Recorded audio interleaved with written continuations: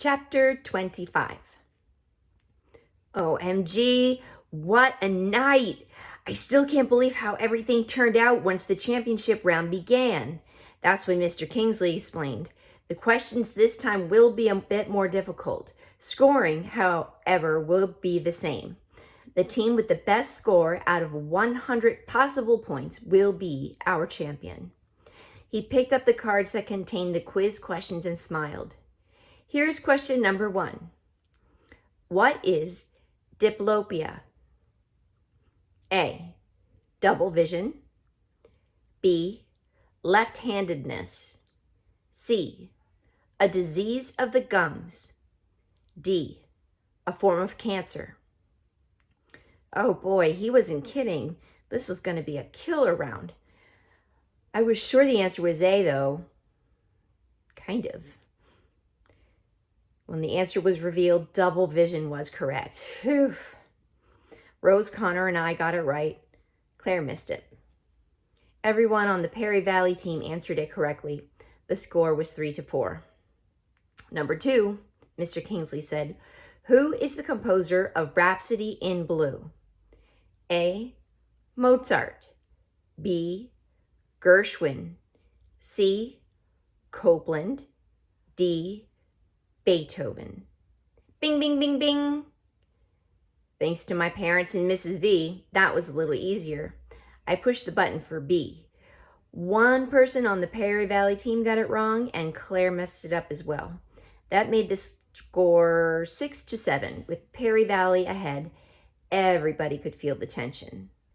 The next 20 questions covered things like lions in the jungle, gravity in space, authors of famous books, and math. Some of those I even got right. Bing, bing, bing, bing. Even though Connor aced a hard spelling problem and Claire came through on a difficult history question, Perry Valley kept staying 1 or 2 points ahead of us. It was getting near to the end of the round. Perry Valley had surged ahead on a math question and was up by 3 points. It looked pretty grim for us, with a score of 78-81. I glanced at Connor. Sweat dripped from his nose. Then Mr. Kingsley asked, the condition in which a person may be able to hear colors or visualize flavors when music is played is called A. Synthesis. B. Symbiosis. C. Synesthesia. D. Symbolism. I grinned and punched in C. Not only was it one of the first of Mrs. V's vocabulary words, it was me. I breathed a sigh of relief, and when I realized that Connor and Claire and Rose had also chosen the right answer. Oh, they were all right. When the results were tallied, only one of the Perry kids had gotten it right. The score stood 82-82. It was time for the very last question. This one would determine the group that would go to Washington. I glanced at Rose and the others. I think we all gulped at the same time. Our last question of the evening, Mr. Kingsley began, is a mathematics problem. I groaned inside. There goes our trip to Washington. I may as well go back to room H5 and hide there for the next 1,000 years. Number 25, Mr. Kingsley said slowly. Lisa gets up every morning and gets ready for school. She takes 22 minutes to get dressed, 18 minutes to eat breakfast, and 10 minutes to walk to school. What time should Lisa get up so she can arrive at school at 7:25 a.m.? A. 6:15 a.m. B. 6:20 a.m. C. 6:25 a.m. D. 6:35 a.m. I need to add, then subtract. How do I subtract time? I need to see a clock. I'm getting all mixed up. Time is running out. I can't mess up now. I can't mess up now. It could have been C, but it might have been D. I thought a moment more and then I pushed D, feeling like I was going to throw up. The answers lit up on the screen. Everybody on our team had answered D. Either we were all correct or all really terrible at figuring out time problems. 3 students on the Perry Valley team had answered D. One of them answered C. Well, it looks like we have a winner, ladies and gentlemen. I'm extremely pleased to announce that the team that will represent us in Washington, D.C. this year, the team we hope to see on Good Morning America, with a score of 86 to 85 is, he paused for effect, Spalding Street Elementary School. I couldn't help it. I squealed. I kicked. My arms jerked crazily. I tried really hard to control it, but I just couldn't help it. My body went a little wacko on me. Shut her up, I heard Claire hiss. Shh, Rose whispered through clenched teeth. Thank you for watching our telecast, Mr. Kingsley said, throwing a quick glance at me. Please join us in 2 weeks when we televise the finals from Washington. This is Charles Kingsley. Good night. He signaled that he was finished. The cameras blinked to dark and the lights blessedly clicked off. I couldn't stop kicking. My arms acted like wind-up toys gone bananas. I screamed with joy. At least nobody noticed this time because hoots and hollers abounded as dozens of people stormed the stage. Dad balanced Penny in one arm and the camcorder in another. Mom, Catherine, and Mrs. V rushed over to me and almost smothered me with hugs.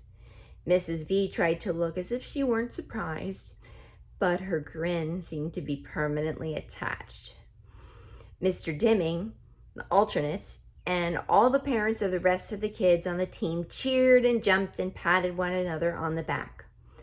One of the parents streamed confetti over us. Balloons appeared from nowhere.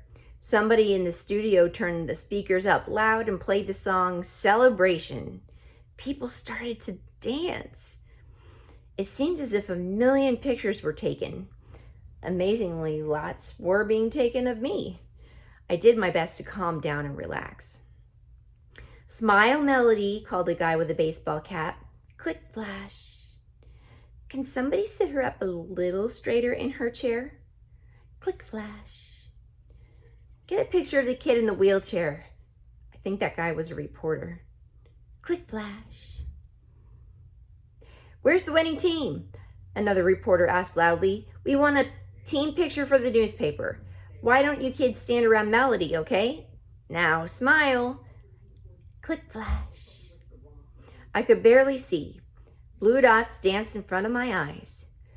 We want the winning team for a TV interview, someone else called out. Can we have them over here? People were shuffled around and a stagehand helped us set up. Connor, Rose, and Claire sat in chairs next to me.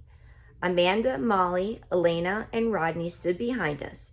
Mr. Dimming stood next to Rodney. I hoped that my hair looked okay and that I wouldn't look too goofy. The reporter silenced the crowd as the cameramen lined up and got into position. Good evening. This is Elizabeth Ochoa of Channel 6 News.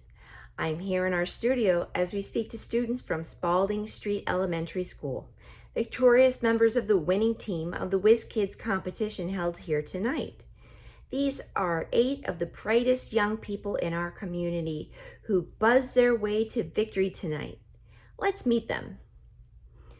We'll start with the alternates in the back row and the youngsters who fill in should one of the team members not be able to participate. Please tell me your names and ages, she asked as she put the microphone in front of each student. Amanda Firestone, age 12.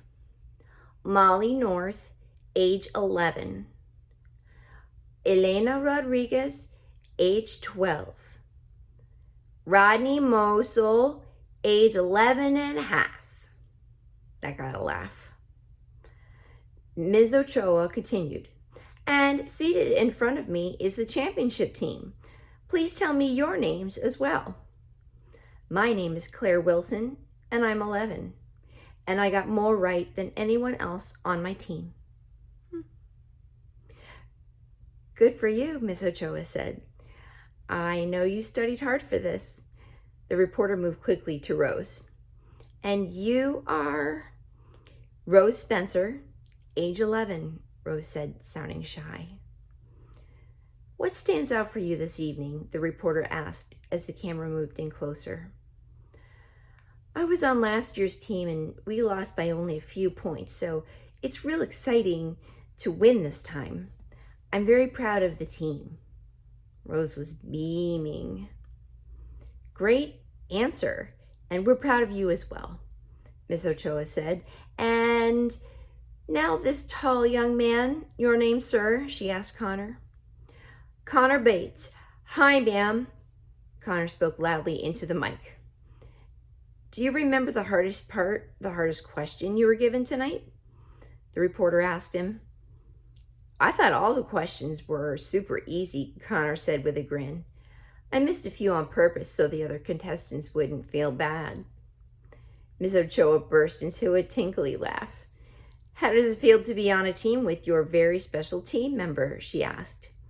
Hey, Melody is okay. She's really smart. Let me introduce you to, but I wasn't about to let him steal my thunder. My name is Melody Brooks, and I'm 11 years old. My machine spoke loudly and clearly. The reporter looked amazed. Well, this is astounding.